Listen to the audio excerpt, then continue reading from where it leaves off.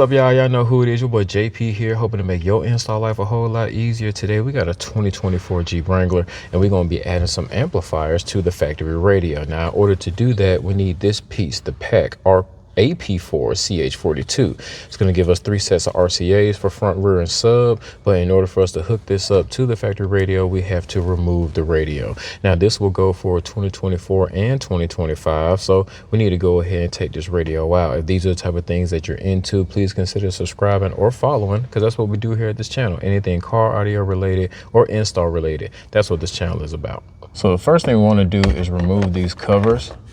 They're going to have 2 screws on each side. That's that right there. We need to take these out.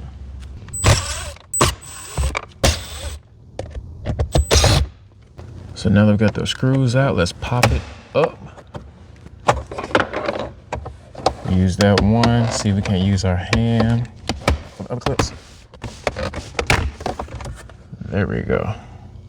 Next, we have 2 more screws. We have one right here, and we have one right there.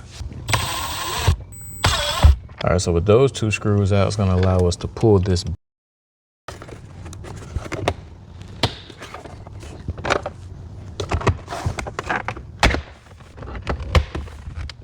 I don't want nobody being upset that we didn't show the whole thing, but I need to use 2 hands because we do not want to break anything. But the full trim piece that goes from the driver's side all the way to the passenger side, it is only held in by clips. And you do want to be careful with, because this part is kind of flimsy.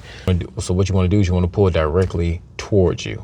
Radio, which comes all the way over here to the front of the instrument cluster, is only held in with these screws at the top and all clips. So we got 1, 2, 3, 4, 5.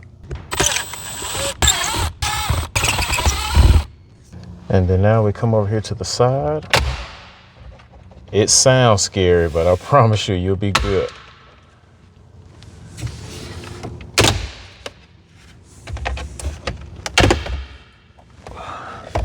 That's it. We got a couple cables back here in the back that we need to disconnect.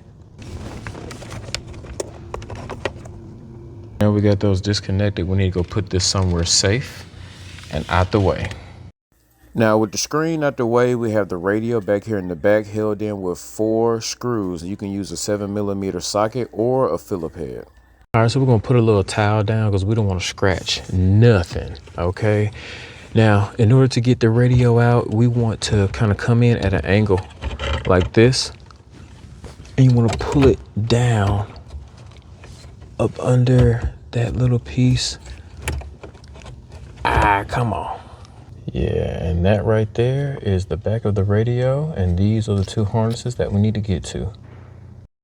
All right, so now that we're behind the radio, we need to disconnect these harnesses. Now, if you look at the top, you see these 2 red clips. You need to pull those back.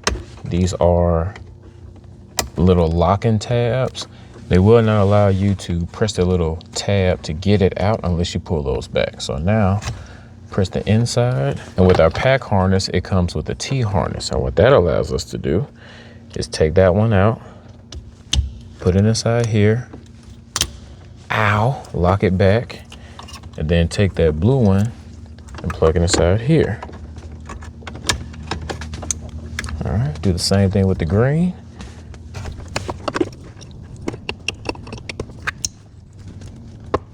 Same thing with the green. All right, so now we have our radio connected. So this does go for amplified and non-amplified vehicles. So if you have the factory amp, you would just simply plug these 2 in together. If you don't have the factory amp, you'll leave these open. And with this being open, you'll take the other pigtail side, plug it in here, and then now these wires can be extended going to your 4-channel amplifier. Now to figure out if you have the factory amp or not, there's 2 ways that we can do it. So first way we know that there's no amplifier in this Jeep is by coming down here to the firewall. Now, if you look right behind the OBD2 connector, there's usually a little silver box right here with little fins on it. Those are the heat sinks, and that is where you will find your amplifier. But we do not have that in this location. All right, so the next thing we can do is we can plug that pigtail up and then test one of these speaker wires using our tone generator.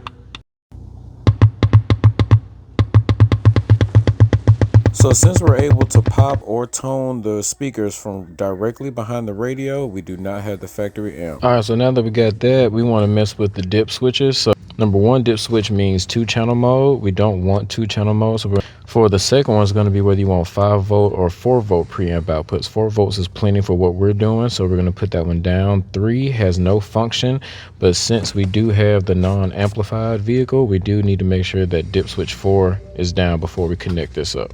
Now that we got the T-harness all done, what we're going to do is we're going to take the other side of the connector and actually plug it inside the pack module.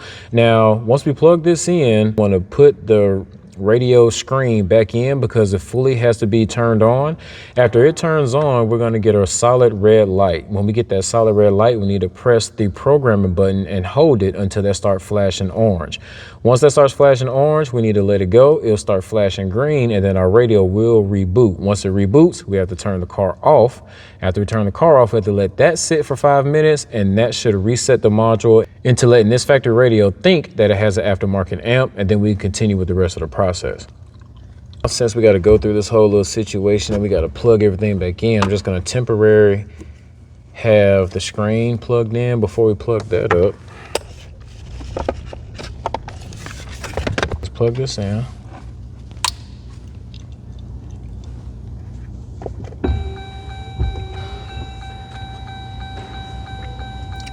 Solid red.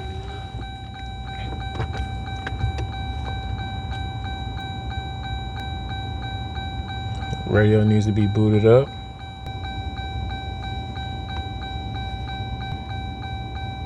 There we go.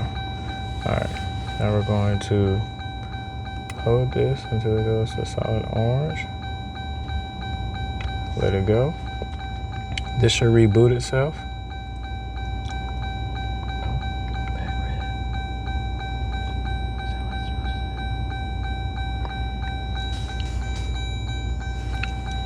And then since it's rebooted, now we turn the car off and we get out. So now we got out, shut the doors, lock them. We'll be back in 5 minutes. All right, so it's been 5 minutes. We're gonna go ahead and turn the car on fully. The radio comes straight on like it's supposed to. This is solid red like it's supposed to, but if we turn the volume up, it says no available audio. That's because we don't have any 4-channel amplifier hooked up to it. So that is letting me know that this is working, and that only does that when we hit the audio part. So I think that's gonna be it for this video. Make sure you guys tune in to these series because we're gonna be changing out front speakers, rear speakers, doing the amp board and all that type of stuff. So till next time, this your boy JP signing out. Hoping everybody has a blessed day. Peace.